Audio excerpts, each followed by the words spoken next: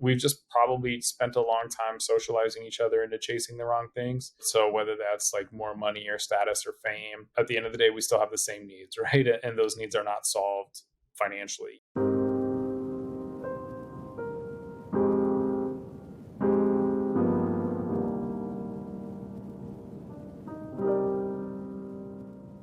Welcome to Actualize, a podcast focused on the intersection of performance, ambition, and mental health. I'm Rob Pentwala, and I'm joined by my co-host, Kim Foster-Yardley. Rather than fixate on the wins and successes, our mission is to uncover the whole picture of the human being behind the performance. Join us as we interview top performers across business, sport, and the arts. Actualize is presented by First Session. Have you ever considered trying therapy or simply just want to level up in your personal or professional life? I started First Session back in 2019 to help Canadians find the right mental health professional for them. Since then, we've connected thousands of Canadians with the right therapist, and I'm really passionate about helping each individual find the right fit in the therapist for them. We spend hours and hours interviewing therapists across Canada, and each one of them has a professional video for you to take a look at while you decide who might be the right fit for you. Check us out at firstsession.com. Actualize is also presented by the Mental Game Clinic. The Mental Game Clinic was founded by myself, Kim Foster-Yardley. I combined my 20 years of experience as a clinical psychologist with my passion for sports psychology. And I built a team of therapists who specialize in working with high performers, Olympians, and founders. Find us at thementalgame.me.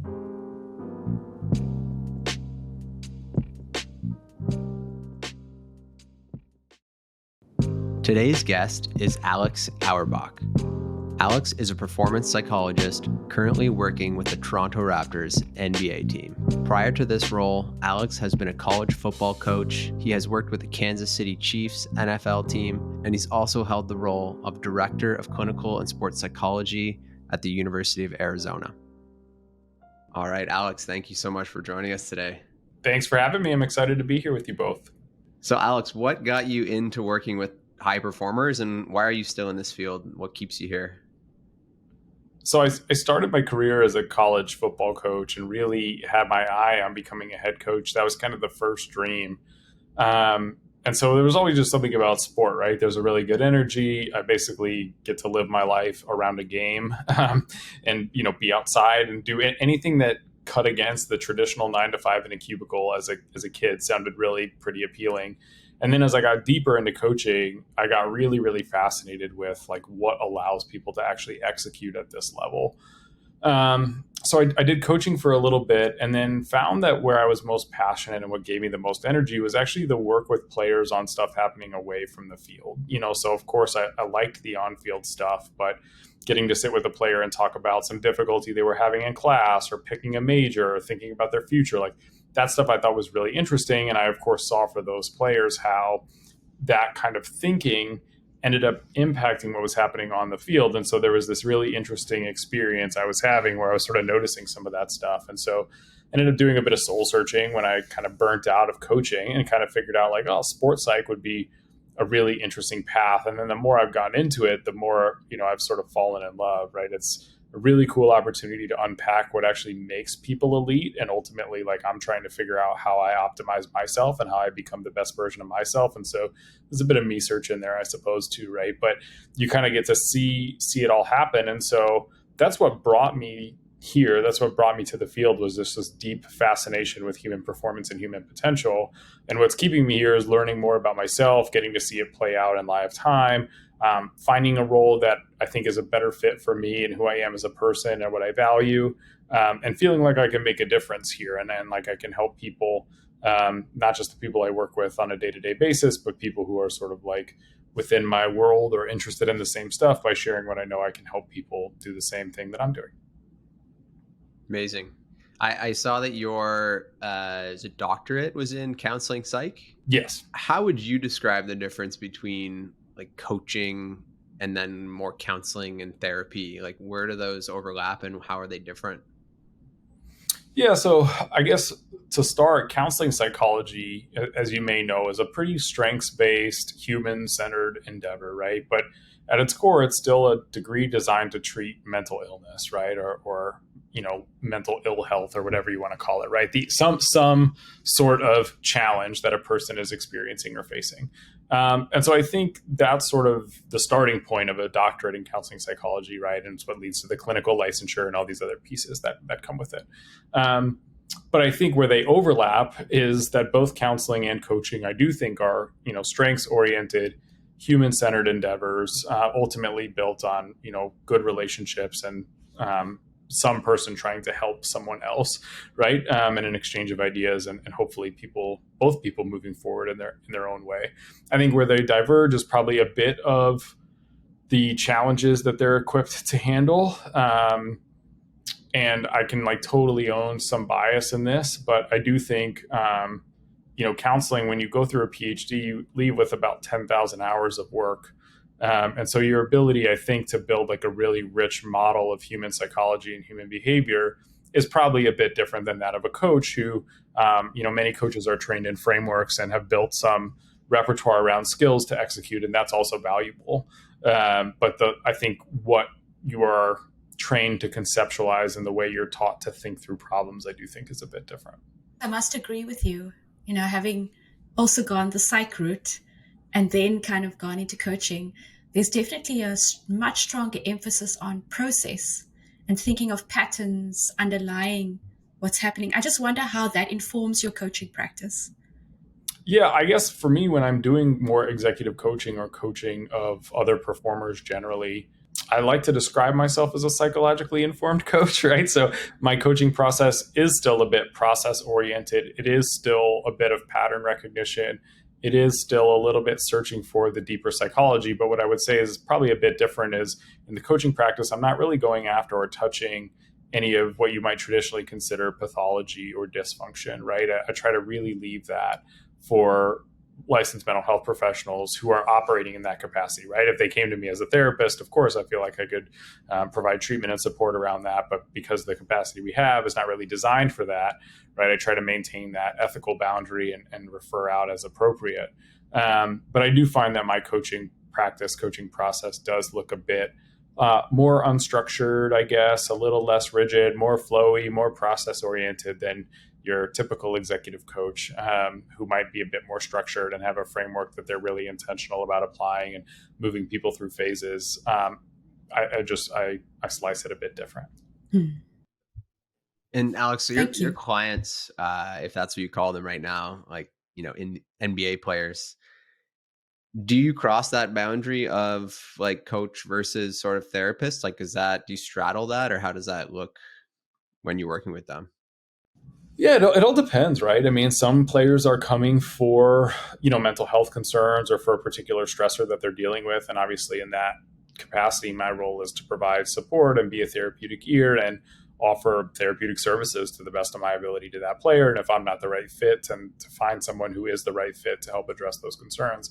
But I also have players who come with what I would consider more coaching related issues, right? How do I optimize performance, focus better, perform under pressure, build confidence? And so certainly I'm using psychological theory to inform a lot of how I'm moving someone toward that goal. For example, using Bandura's theory of self-efficacy to help build confidence, right? But the approach might look a bit different. There might be more of that kind of coaching flavor where it is a bit more directive. It is a bit more goal directed and goal oriented. It is a bit shorter sometimes, and very action packed. And really, again, with no emphasis on sort of the underlying clinical side, right? Where in a therapy relationship, I might pull on where does the self-doubt come from and how long has it been here? If a player is not really seeking that, then it's not my job to go pulling for that. And that's how I think of it. I think other people would probably disagree with me on that, but we can slice it however we want, I suppose. Yeah, I had one more question about that. My last 4 years, I've been focused on building this company that helps people choose the right fit in terms of a therapist they want to work with. I imagine that the players that on the team that you work with, maybe don't have a ton of choice. Maybe they have to, I heard you mention maybe refer out if you're not the right fit. Like, how do you think about that relationship with the players and building that relationship, like based on all your past experience before you joined the Raptors? And how do you how does their background and their preferences that are maybe sometimes subjective, how do you call this stuff out if like you're the only person, or maybe there's a team of you that they can work with? Like, how do you kind of try to remove that bias? Yeah. So the first step is to recognize like no one can be all things to all people, right? So I've never had that sense that that was going to be my responsibility. And I was very clear, even when I interviewed for this job, that it wasn't going to be possible for all 16 players and 65 staff to all love me, right? And everyone would only want me, and that would be it. So the starting point is not having that much ego involvement in it, right? Like recognizing that it is okay to not be all things to all people. So I think that's sort of the foundational premise that underlies a lot of how I think about getting people help, which is just that ultimately the outcome we're after is getting this player better so he can perform better, so the team can be better, so we can win games and go win a championship, right? That's what this is all about. It's not about me showing up and feeling bad or feeling good because player X wants to work with me or so-and-so doesn't want to work with me. It's not really about me, right? It's about what they need and what's going to be most effective for them. And so I've built a pretty robust referral network in the city and around the city with people with different specialties and different areas of interest. And ultimately, I'm trying to match, people based on what I know of them and their presenting concern to the person who might be the right fit. And so for many things performance related, I might be the right fit. That is something that I'm good at. And there aren't that many folks in Toronto who really have a deep expertise in performance, at least not right now. It's growing like crazy, which is awesome. But there are also certainly people in Toronto who are much, much better equipped to deal with things like substance use or disorders of addiction or gambling than I would be. And that's a function of my training. That's not a function of who I am as a person. And so because I don't see it that way, it's pretty easy to connect. And just like anything, you give them a menu, here are the options, which one looks good? And we try it. And if you don't like it, we just keep refining until we get it right. Because again, ultimately the goal is to get people connected to the right person to help them. One of the best predictors of therapeutic outcomes is the quality of the therapeutic relationship. And so if we can't form that, I'm just doing you a disservice by keeping you here. And it's my job to find you the best thing I can possibly find you. Alex, just maybe somewhat diverging, but how much do you have to manage or deal with or confront the stigma around mental health issues, or even around, not even if it comes to mental health issues, but just even that question of, I'm not doing too well in my performance. Do you come across that, and how do you manage that? Yeah, I think I would say the stigma is changing. So like in it every day, it's really hard to know how much stigma really exists. I'm very fortunate. Like I work in an organization that welcomes me in every day. I'm seen as part of the team and part of the staff. There's no, oh, that guy's a psychologist and he's just over there and he can't come to anything. And, we just keep him in a closet all day and hope that people go use him. Right. Like, so I'm not facing any of that. So it's really hard to say, like, boots on the ground, oh, there's a lot of stigma or there's no stigma left. I think where I've come to appreciate is that everyone's kind of on their own journey, right? And some of it's based on background and some of it's based on what they've been exposed to or experienced, when they went to university, right? So I used to work in a college setting that had 3 practitioners. We were incredibly ingrained in the culture. We had relationships with every program. And so any student athlete that came out of our university would be able to leave and say, like, oh, I've been exposed to psychologists. No, not necessarily I worked with a psychologist, but I know what they do. I know how they can be around. I know what the benefits are. I understand what the services are. But obviously, at this level, we have athletes from all different places. And so they may or may not have had any of that exposure. And so sometimes what I think could feel like stigma is really like not knowing. And most people are a little bit averse to things they don't know. And so it feels sort of crappy, but it's not really, I don't know that it's fair to call that stigma as much as it's like sort of, we need to educate and help people learn and be aware a bit more. I think the performance side is always interesting because it's still very vulnerable to say, I'm struggling with this and this is kind of a core part of my identity. And I'm having a hard time reaching my own expectations of fulfilling my potential. Can you help me? Is a very, very hard thing to ask for. And so I do think there's still some resistance there, but I do think there are some, what I would consider like gateway drugs, basically, to therapy or performance coaching. Things people do feel more comfortable talking about that are kind of basic human things that can open the door for some of these other conversations, right? So the most obvious one is sleep, where everyone's sleeping. Sleep is a struggle for all of us. We're traveling a lot. There's a lot of nights in hotels. There's a lot of back-to-backs. There's a lot of late night flights. So it's normal for people to have difficulty with sleep. And that can often be the first thing that people ask for assistance with. And you get a good sense then of what they understand and what barriers are still up and how we can help. What could be some of the other examples of gateways? Sleep is probably the main one. I think other gateways would be dealing with like very specific mistakes. So often people feel pretty comfortable troubleshooting a specific problem, but not like a more global set of problems related to that, right? So, I missed a shot, or I made this mistake in my job, or I gave this bit of feedback. Like, can you help me think about that? So having like a very focused, narrow problem you're working on, I think can be a gateway into some of the other things. And then the other one I think is relationship issues, right? Whether that's, coach relationship issues, romantic relationship issues, just relationships are at the core of what it means to be a person. And so we all kind of struggle with that. And so it's, I think, a bit easier to come talk about those things because you can often make it about the other person as a starting point. And so it feels less personal. Obviously, you have to get into what your role is. That's how relationships work. But as a starting point, it's pretty easy to say, I'm struggling with so-and-so. How can I do better with them? Or what do you think I should do? Or what do you think is up with them? And how do we navigate that? I think those are kind of the three big pathways in. I got a bit of a broad question here. It sounds like you've worked with a ton of athletes over the years, college level and now professional level. What do you like when people look at, professional football player, professional basketball player in the, NFL or NBA? Most of the time they're just so composed, for the most part. And I think I would think that, these people are just sometimes almost machine-like, or if they do get emotional, it's, they use that to their advantage. But based on kind of your work with them in their personal lives and things like sleep and, whatever else has come up, what do you think people like the general public might misunderstand about these professional athletes being, are they like humans like the rest of us? Do they struggle with the same issues, or are they just bigger than that and past that stuff? Yeah, I mean, look, right, the public sees the athletes for 2.5 hours every other night in the NBA, right? There's a lot of time that happens in between games for normal human life to show up. So, the short answer is, I mean, of course, right, we're all human, and the players and coaches and staff, we all have the same kind of basic needs, right? Like, we all want a sense of agency in our life. We all want to feel significant and connected to other people. We all want to feel like we're growing and making progress on things. And players are no different.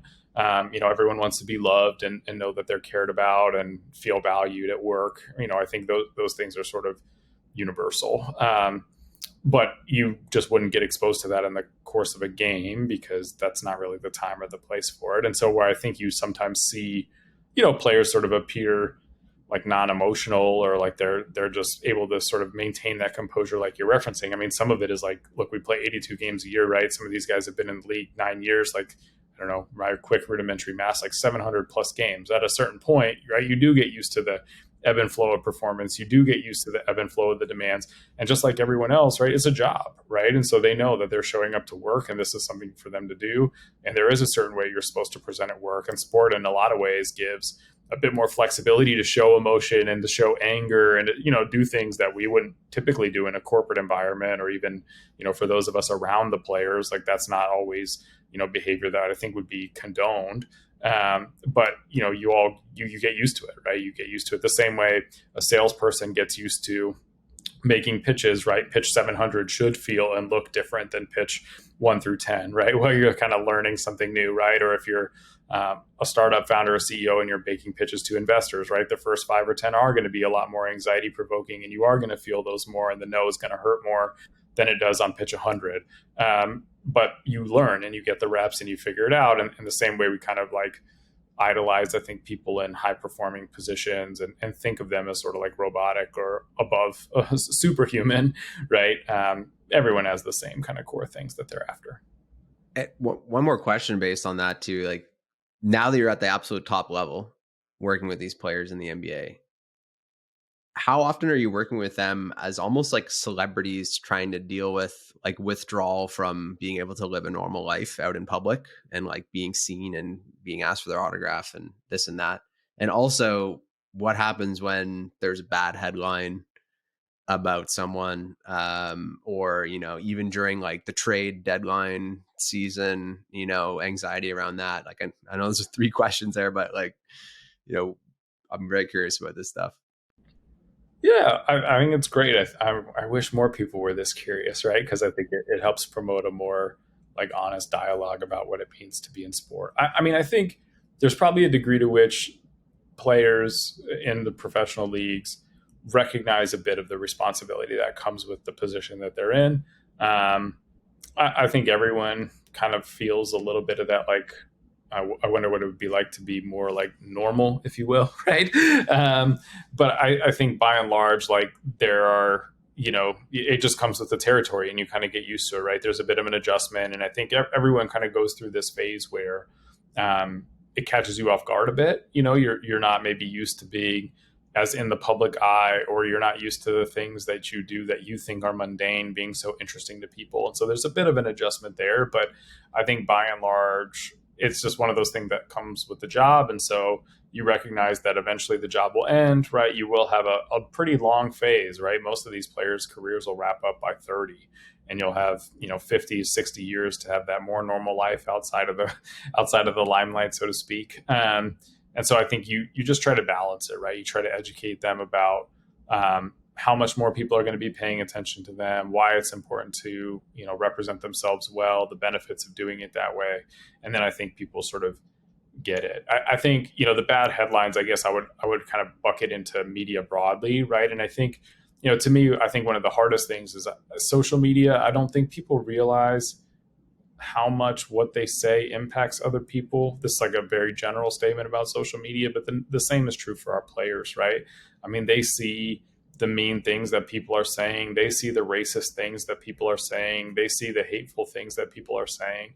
And everyone's a person, right? So that hurts. That's just stuff that I think is like completely unacceptable behavior, but it does impact the players. And, you try to build in coping skills and tools for managing that, right? Not looking at social media at specific times, deleting social media altogether, being off your phone, whatever. But it's part of the game of being a professional athlete right now. It's part of building your brand. It's part of being in the public sphere. It's part of endorsement deals. There's a lot that goes into social media that's bigger than, responding to the comments or being criticized or whatever. And so I think, just like anything, those things do hurt, right? If someone said something negative about any one of us in a really public way, I think we would all be a little bit bothered by that. And I think people forget that the athletes are still people, and that's not really something that people sign up for, right? Like no one signs up to be called bad names or criticized publicly or anything. Like no athletes out there not trying hard.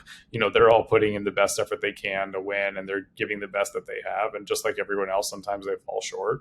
But imagine if you had a crappy day at work and you got on social media and underneath your name were all these things people were saying about how terrible you were, how much of a disappointment you were, that you should just be shipped off somewhere else, that the team doesn't want you.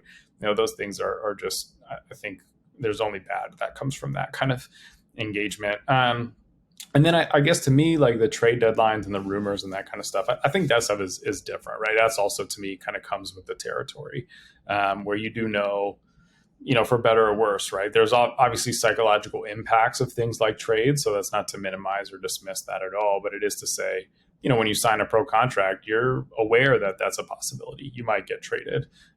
You're aware that this is just part of what goes on. I mean, and even from before you become a pro athlete, right? If you play Madden or NBA 2K or anything else, you're exposed to, trades are a thing, right? And players can get moved around and you'll have free agency, and that's a chance to move. And so once you're living it, as much as it can hurt when it happens, it is part of the game.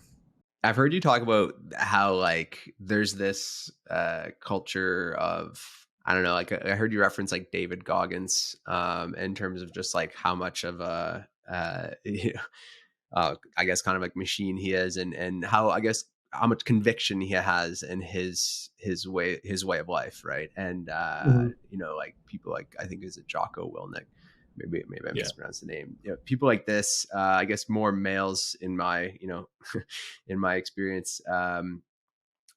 But like I know that the hustle culture is getting a little bit more scrutiny in terms of at least like the tech world where I sort of live, in the corporate world. But um, like, how would you kind of advise someone who's not at top level of performance but is interested in growing and improving, whether that's in their career or sport, to kind of like navigate all this kind of advice and all these other experts out there who put out books, but also like how does that maybe relate to like their own individual uniqueness as humans? Like, how do you think about that?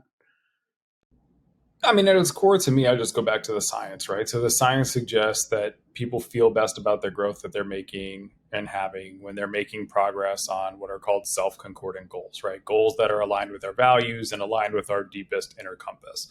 And there are a lot of ways to make progress on our goals that matter that don't involve running a marathon until your feet bleed or waking up at 4:30 in the morning and, doing that day after day, right? And so the first step is to just consider what is best for you, right? What do you actually care about and what are you working toward?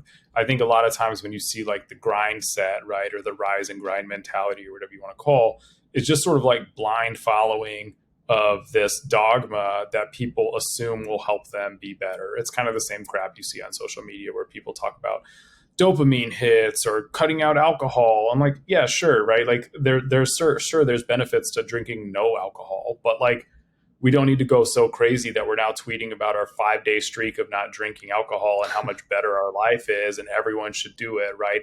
And so part of it is like that.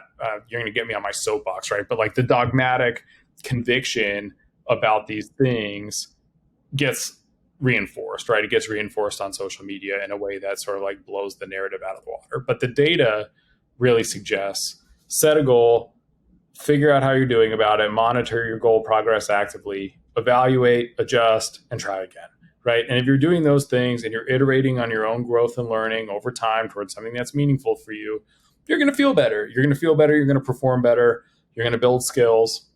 You're going to learn more.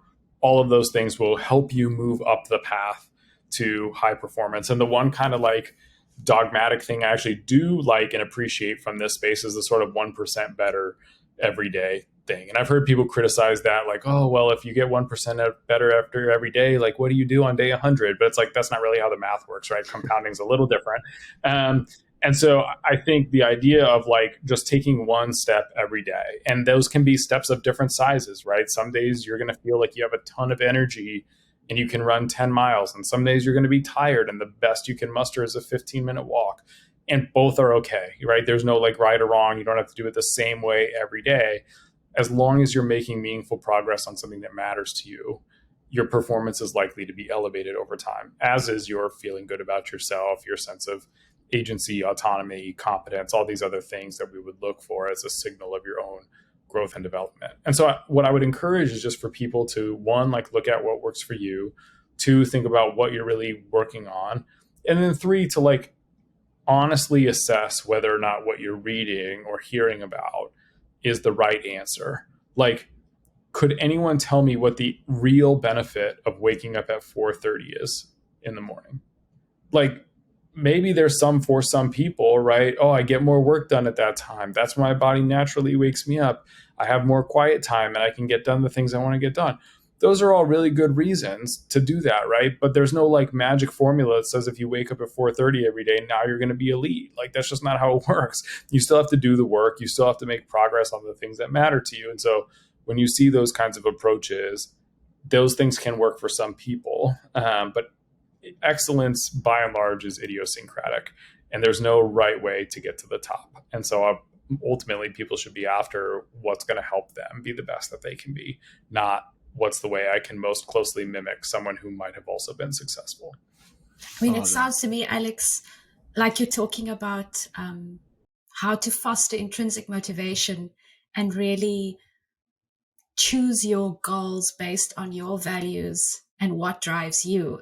What are some of the strategies that you recommend, or the ways that you work in helping people to shift that focus? Because especially if you're in high performance areas, whether it's sport or tech business, there's a lot of external pressure. There's a lot of external noise. I mean, we've just been speaking about that. How do you help your coaching clients and your athletes to manage that? Well, I guess I see those as like two different things, right? How do you manage external pressure, and then how do you stay aligned with your values? So I'll answer the second one first, and then we can talk about pressure. But I think staying aligned with your values is hard, right? I mean, this is just, we're all pulled in different directions. And it's not something we often sort of reflect on or check in with ourselves about. And so, I think the starting point for staying consistent with your values is regular reflection on what is still meaningful for you. What are you after? What would make your life most valuable or meaningful? And being flexible and willing to adapt or adjust those as your values shift. Like, I don't have the same values at my age now that I did 18 years ago or 16 years ago or 12 years ago. And you just kind of roll with it, and you keep adjusting what you're after to fit with the life that you're trying to craft. I mean, this is my own like theory, but I think we're all just trying to get like progressively more directionally correct about the life that we want to live. And so you run a lot of little experiments, and you kind of figure out, like, does this get me closer or further? And then you refine, and then you check in and make sure that still fits with what you're after. But that regular reflection piece, I think, is really valuable, and being honest with yourself about how much or how little you are living a life aligned with your values, I think, is a really good starting point. And then I think if you're trying to build, an identity, then you can also, which is sort of like related to the intrinsic motivation piece, you start to do things like James Clear suggests, which is like ask questions about that identity that would help you make decisions, right? So what does a person who values respect, what would they do in this moment? What would a person who values family do right now? Those things will help you craft more of that identity, will help you feel a bit more intrinsically motivated, as will the goals and the other pieces we've just touched on. And then I think when it comes to managing pressure, I mean, that's where the reflection piece is so valuable, because you can come back to this sort of anchor point of what's really meaningful for you. But when you don't reflect and you just sort of go through the motions, it's easy to be pushed and pulled in these different directions. So I think that's one piece. But I think secondly, very tactically, it's things like focusing on what you can control, and staying connected with that. It's being aware of how much effort you still have left to give and controlling your effort effectively. And then I think it's sort of like offering feedback when there is pressure that's not helpful. If you have the chance, like in a corporate space, to sort of let people know, like, hey, this just isn't working for me, I think that can also be valuable. I mean, certainly in the corporate world, like, there's a ton of data now that shows that performance pressure by and large is pretty unhelpful. I mean, there's some interesting moderators and other things that go on in helping people manage external pressure. But for the most part, what we should really be trying to cultivate is getting people checked into their values and crafting work around that so that people can be the best that they can be. I'm curious about when your motivation sort of and values kind of shift. Like, I'm just kind of just thinking hypothetically, and maybe this isn't a good example, but you have an NBA player who maybe gets a college scholarship. They grew up maybe very poor, and they looked at basketball as like kind of their only way out. Maybe they want to support their family. They ended up making it to the NBA. Now they've made it. Like, how often are you seeing, just, it doesn't have to be the exact same example, but folks that are needing to kind of shift their, like, what fires them up? If you've kind of just like hit all your goals and then you're in, what now? And how do you like successfully transition what drives you when you have to like look for new things without like losing momentum? This is a big one. I wish I had a really like good, clear answer for you. But I mean, this is something I personally struggle with too, right? Like, I set a goal, I work, I reach that goal, and then I arrive and I'm kind of like, like, was that what I wanted? Was that enough? Was it not hard enough? Like, where did I go wrong, and what do I need to do next? And so, like the data in the sports world is super interesting, right? We do have data that shows that players perform worse after they sign a big contract, and they do kind of ascribe that to a lack of motivation or losing motivation or not having something that you're clearly working on.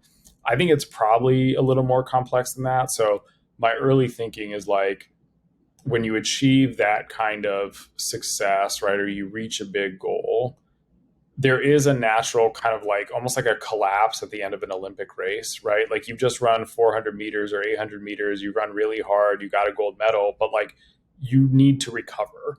And so I think sometimes we experience that collapse as an absence of motivation. And I think really, I'm not a person who believes that we lose motivation. I'm just a person that believes that we're differentially motivated for different things. And so I think in that moment, it's not that you're not motivated, it's that you're more motivated to rest than you are to keep achieving. But that can feel like, oh, I've lost motivation, or I'm not doing anything meaningful, or I'm not working, because you've just been sprinting. You've just been working really hard to get to this point. So I think that's the first step, is just sort of like normalizing and recognizing that this kind of collapse, this sort of like needing to rest and recharge, is a normal part of the experience of achieving high, hard goals, is to need some time to rest and recalibrate and then start again. And then I think the second step is to figure out, was this goal that I just worked on right for me? I think very rarely is our first solution to something the right answer. And yet we sort of just like assume we should continue down the path because we've started making progress. That's the whole sunk cost fallacy idea, right? So we've started building this product or building this company, or we ran this marathon, and now we need to figure out, like, should we do it again? The natural human instinct is to be like, of course we should. We just ran a whole marathon, right? We just built this product. Like, we have to keep going. But the reality may not be the case, right? And so I think the second step is that kind of reflection, like, is this still directionally correct? Am I headed in the right path? Am I still doing something that's meaningful and motivating? And then I think third is now setting a new goal and figuring out, how is that goal linked to your values, linked to your larger purpose, and what will it take for you to get there, and when can you reasonably get started? I think that is how I'm starting to make sense of that kind of collapse. And then there's obviously like deeper things that go into it, right? There's the hedonic versus eudaimonic well-being kind of paradigm that I think could be a part of this. But, by and large, I just don't know enough yet to say definitively this is what it is. I think it's so interesting what you're saying, Alex, especially that last piece, because there's also this, and I'd love your insights on this, there's this perception that there's some kind of utopia. And yeah. Maybe that's, you just kind of leaned into that a little with your last comments. I was just wondering if you want to speak further to that sometimes our perfectionism is actually driving us, and we perhaps have unrealistic expectations of the state we're supposed to be in all the time. And I think, I don't know where I came across this. I think maybe it was the New Yorker, but that we fear being ordinary. Like there's this fear of being ordinary that wasn't around a couple of years ago. I just wondered about your thoughts on that. That's really interesting. I mean, on the fear of being ordinary, I guess like the first is recognize like we're all actually pretty ordinary in most ways, right? And we're all fairly exceptional in some ways that are unique, right? And that's one of the things I work a lot with, and with high performers is like, I call it leaning into your fixed mindset, but it is like recognizing what about you is special, because there is something.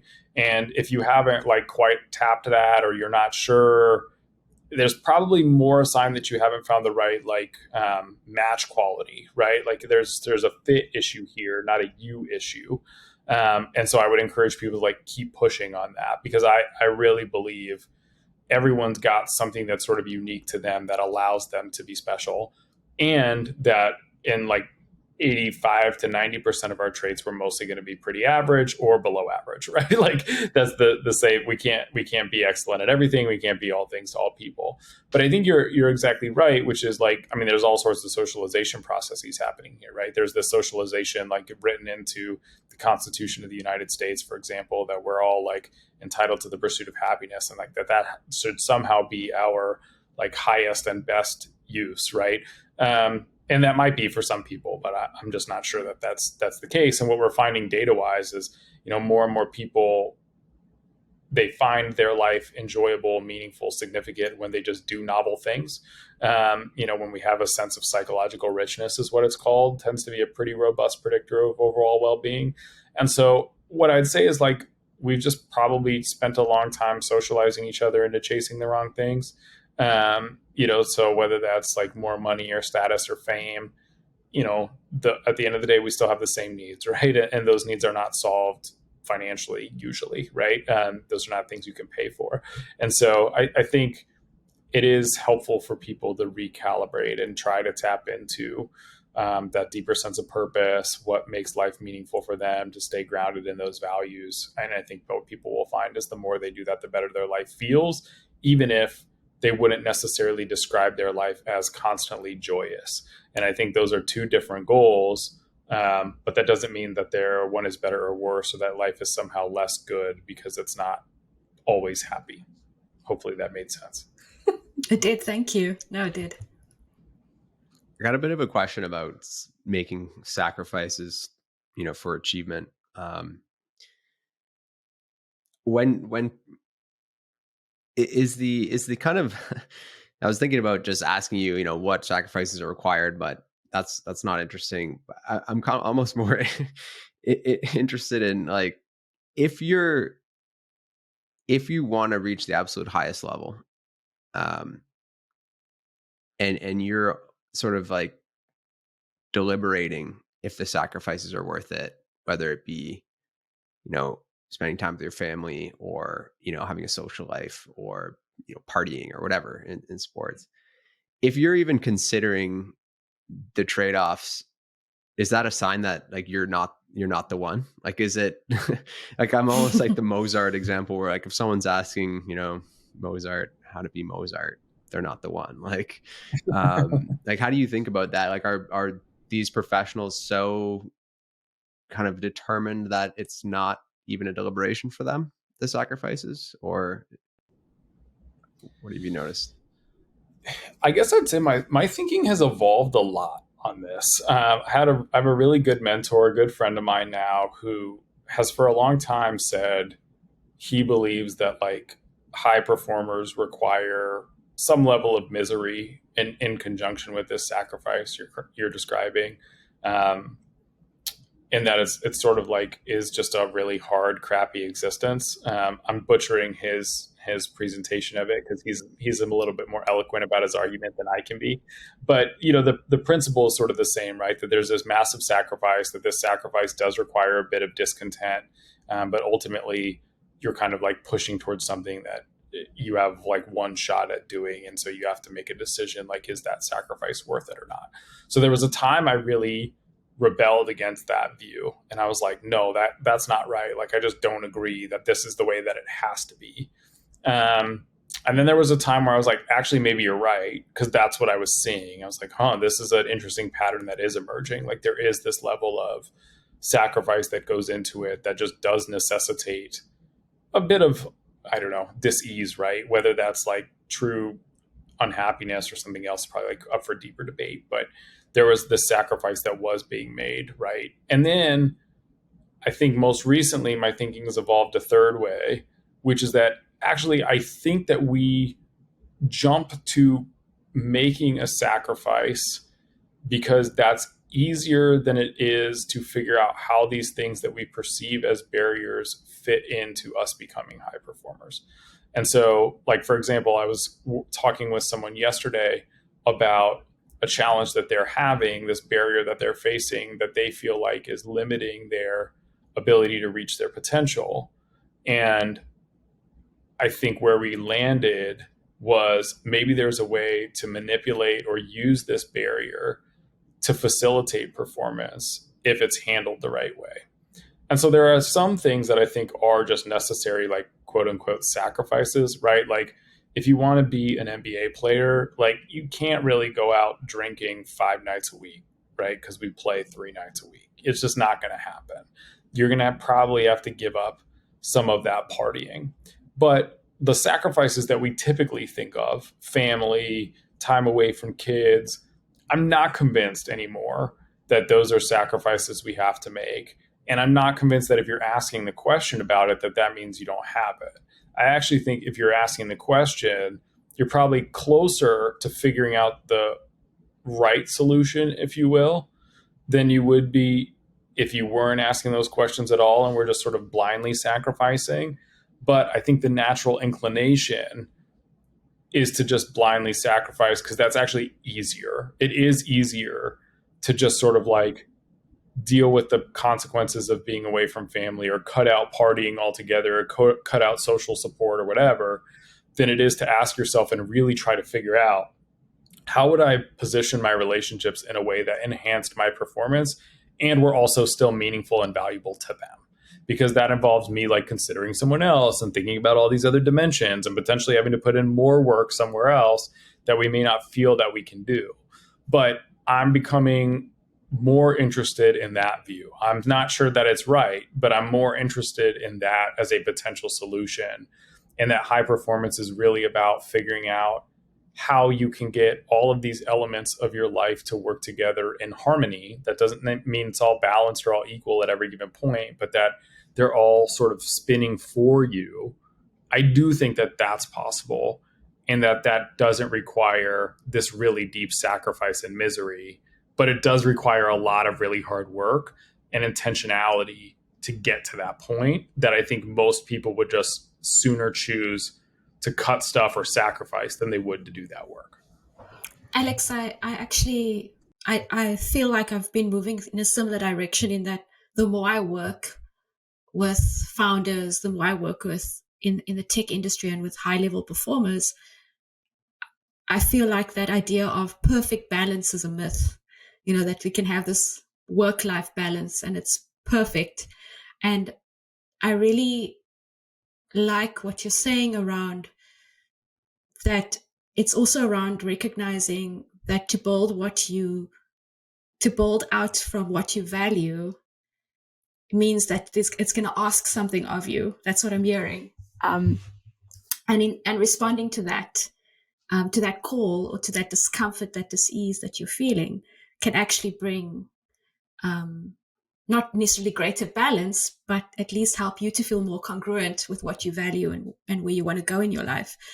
I'm not sure that there's a question there, but I'm just, thinking about, because at some points I must be honest, when I have been doing this work and I've been thinking, oh my word, there's no such thing as work-life balance. It can feel quite disheartening, and I'm quite liking hearing you being quite optimistic actually, and about and have with your experience that's quite validating and quite affirming, encouraging even. Well, good. I'm glad it's encouraging. I mean, look, I could be wrong. Like I'm very open to that possibility, but I think that we really like fell in love with the word balance, and I think that is sort of like built on this illusion that we'll do everything the same.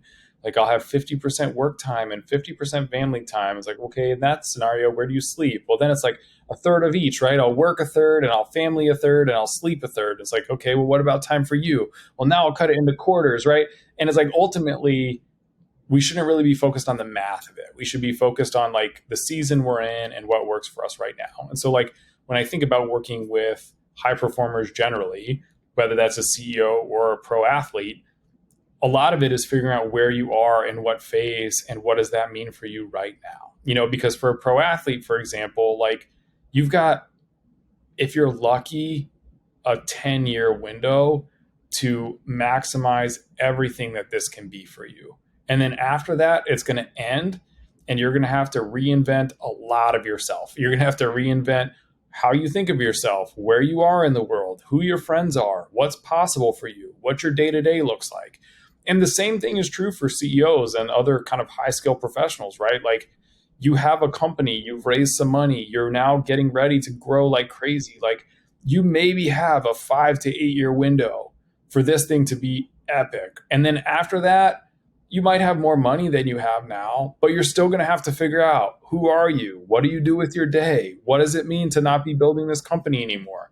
And all those things are challenges to overcome. And so in that particular season, this idea of balance may not be right for you. But that doesn't mean harmony is not a solution. That doesn't mean you can't figure out how to configure these things in a way that's virtuous, that works for you, that's still aligned with your values, while recognizing that the demands in this phase are a bit different than demands you'd have in other phases. It's very hopeful. I think it's very hopeful look. Like, it's like, this is like what I most care about, actually. And my next question was, do you have any, alive or, still alive, retired, or, deceased examples of high performers who seem to have kind of reached this point of harmony, even if it's for a short period of time? Like, is there anyone that you're like kind of studying or curious about, or how can we interview them? How can we take all their secrets? I mean, I guess I can tell you sort of the genesis of like where some of this came from, because those are some of the examples. I can't say that there's anyone that I've like worked super closely with that comes to mind. But I mean, look, I started, like I said, as a college football coach, which is sort of like coaching athletics generally is the quintessential sacrifice, grind it out, hard work over everything environment. I mean, there was a time where I worked like 120 something days in a row from 5:30 or 6 in the morning until 11 or 11:30 at night with no days off, even during a bye week. Like, I've done that. I've done that work. You were working with the offensive line team as well. Like, that's a sacrificial role. It was. Yeah. I mean, it was, I was working on the offensive side of the ball. It was a lot. Right. And, I was a young coach. I was still kind of getting like exposed. And I was like, I had a coach who I now consider a friend, but at the time was sort of like half mentor, half nemesis. And I was like, man, I'm coming off practice one day. I'm like, oh, coach, I'm like tired, man. I'm just wiped out. And he's like, oh, you'll sleep when you're dead, Auerbach. And I'm like, what do you mean? Like, this can't be a solution. But that was like a genuine response for him in this moment. And then about 6 months later, I went to this coaching convention for all the college football coaches. And there was a panel for graduate assistants and early career coaches. And that was me. So I went to this panel and I'm listening to all these coaches I idolize, like, talk about how hard they work and the sacrifice they've made. And then it got to Chris Peterson, former Boise State head coach and former Washington head coach, who's also, kudos to him, taking a step away from coaching to prioritize the other things he values in life. And he was like, well, that's just not me. And I'm like, oh, this is interesting. He's like, yeah, I show up at 8 and I leave at 6 or 5:30 every day. And I'm like, huh, okay, like, so it is possible. And then he was probably the first person I ever heard say work smarter, not harder. And I'm like, oh, that's interesting. So there are people that do this. And this was a guy, by the way, who had like lost 2 games in 5 years and had, won that historic kind of bowl game versus Oklahoma. I think it was a Fiesta Bowl with the fake Statue of Liberty behind the back. And he did the little finger guns thing, right? Like, he became legendary for that. And so this is this incredibly successful coach who's like, I don't do it that way and I don't believe in it. I'm like, that's kind of interesting. And so then I'm started to go down this path like, well, who else would that be? I went and I interned for the Kansas City Chiefs. My boss at the time had a brother who worked for the Cardinals. The Cardinals had a coach named Bruce Arians. And through the grapevine, I learned like Bruce Arians supposedly will fire his staff members for missing family member events. And in fact, this happened like in the last 2 or 3 years. This happened where someone missed like their daughter's ballet recital. And he just was like, you're out of here, dude. Like, this is not acceptable. And this guy won a Super Bowl, right? And you're like, huh, okay, like, it is possible. So I don't know them super deeply, but there are these like kind of peaks of examples where you see it happen. And really, now that I'm deeper in it, what I think happens is these people are incredibly skilled at figuring out when exactly they need to push harder and don't push harder anytime beyond that. Because I have to imagine that Bruce Arians probably did a little bit of grinding and prep for the Super Bowl. But that was like, yeah, this is like a 2-week sprint where it's all going to come down to 3.5 hours and I need to be like maximally locked in. And so for this 2.5 weeks, like, I can do that. But for the preseason game against some other team not in my division that we're not playing all season, like, no, I probably don't need to work 90 hours this week. And I think it's that kind of flexibility that allows high performers who are living that way to do it really well. because it is a bit of an illusion that all performance activities are equal, right? This is certainly a corporate illusion that everything we do between the hours of 8 and 5 is all equally important. And the reality is like maybe 15 to 20% of what you do on any given day is like actually really important to moving the business forward. The rest is just sort of like routine stuff you got to do. And it doesn't mean it's not important. It just means it's probably not as important as that 15 to 20%. And so the best performers are figuring out, okay, how do I like go super hard and max out that 15 to 20% and then give an 80% on the rest of it, because that's what I need to do to be really, really great. So I do think work smarter, not harder is possible. And there are a few examples, and I'm sure there are more that I don't know of. And I hope those people start speaking out. Yeah, us too. Like, that's a call out. That was great. That was great. And I'm like Kim. I imagine, for women in high performance, especially those who want to have a family, who have real interruptions. Like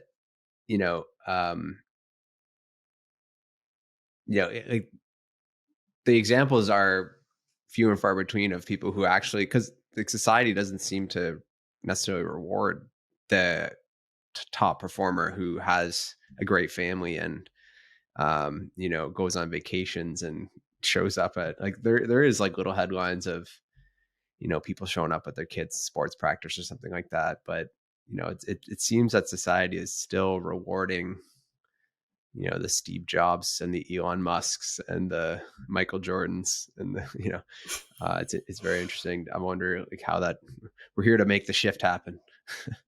I mean, I really like that idea, because isn't it so counter to this 100%, 100% of the time mentality, which is just completely unrealistic. I think, Alex, what I'm hearing is that, and I think this must be very hard, but to work in that way where you're flexible, where you know when to push 120 and then go back to 80, I think it requires quite a deep level of honesty with yourself, right? And an ability to step away from your ego and not get caught up in trying to prove yourself or play out an image to others.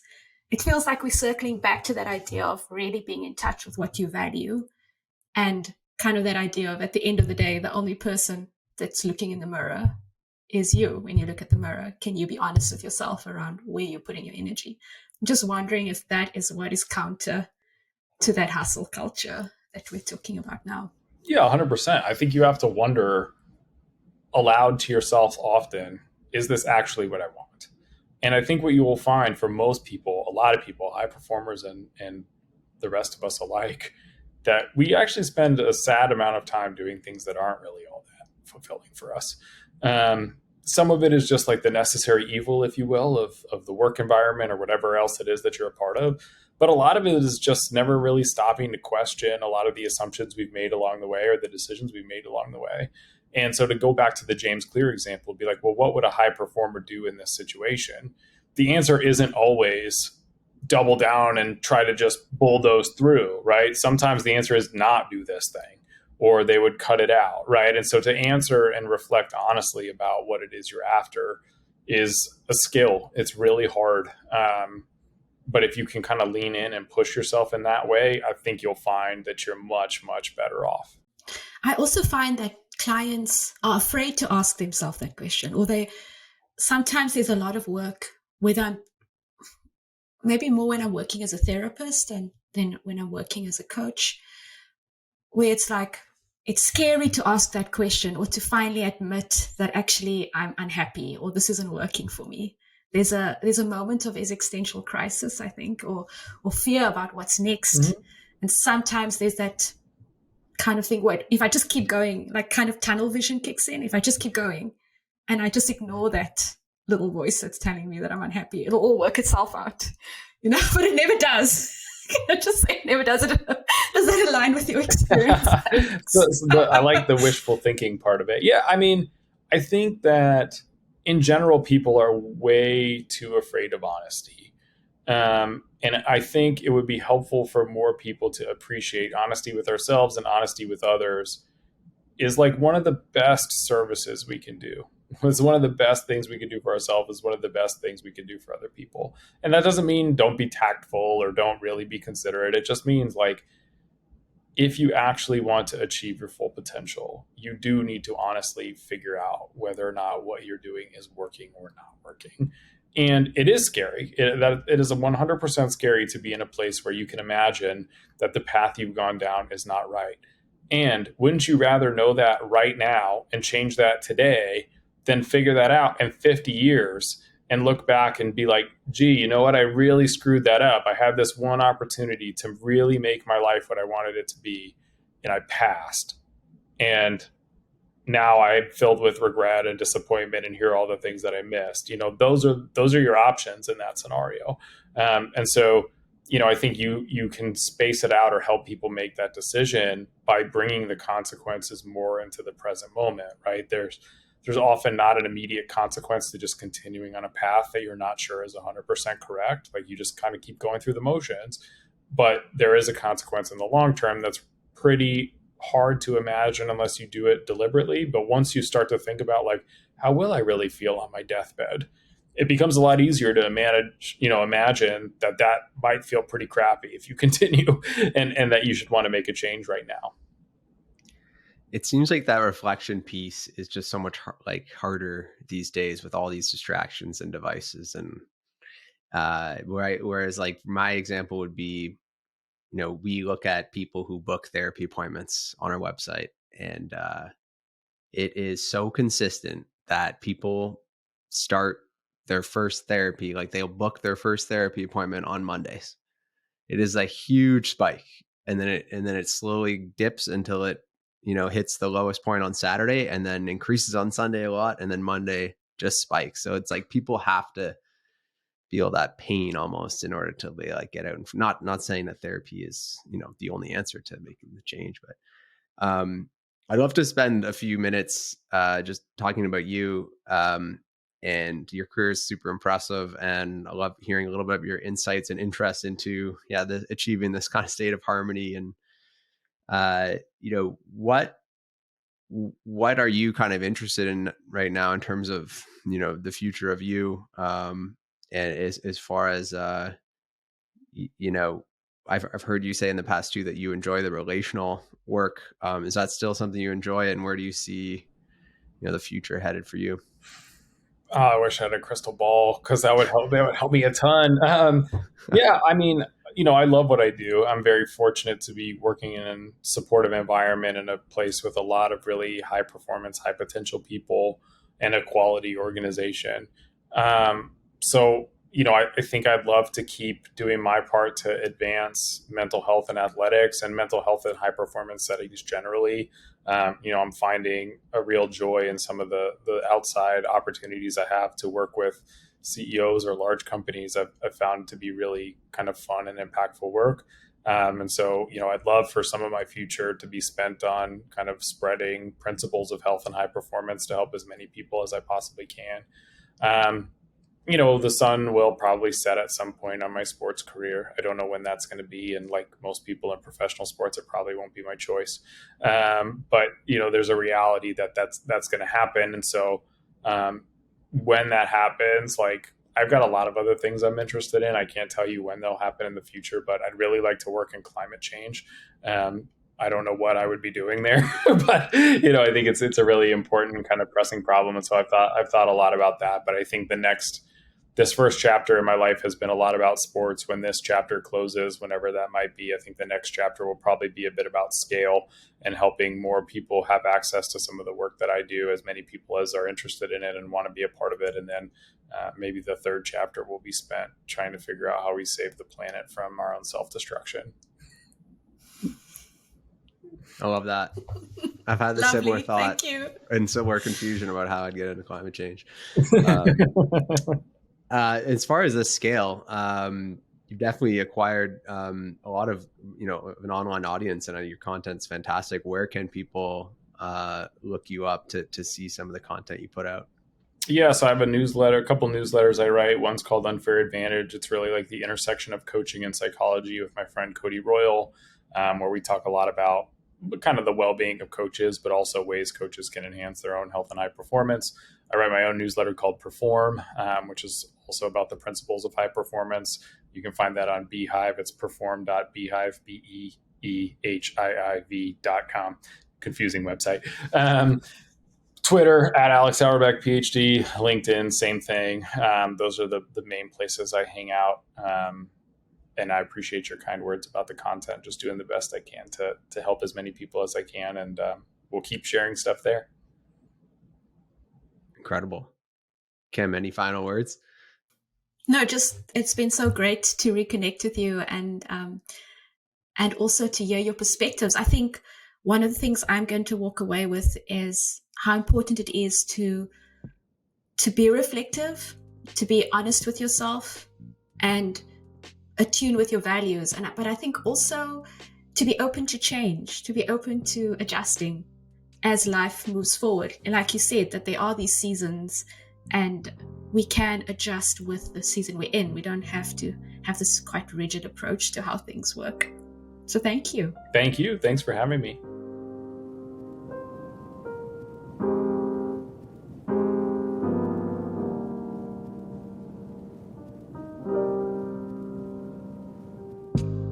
Thank you for listening to this episode of the Actualize podcast.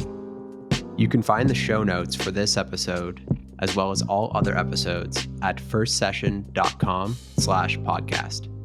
If you like this podcast, please leave us a review on your favorite podcast platform. Thank you again, and we'll see you next time.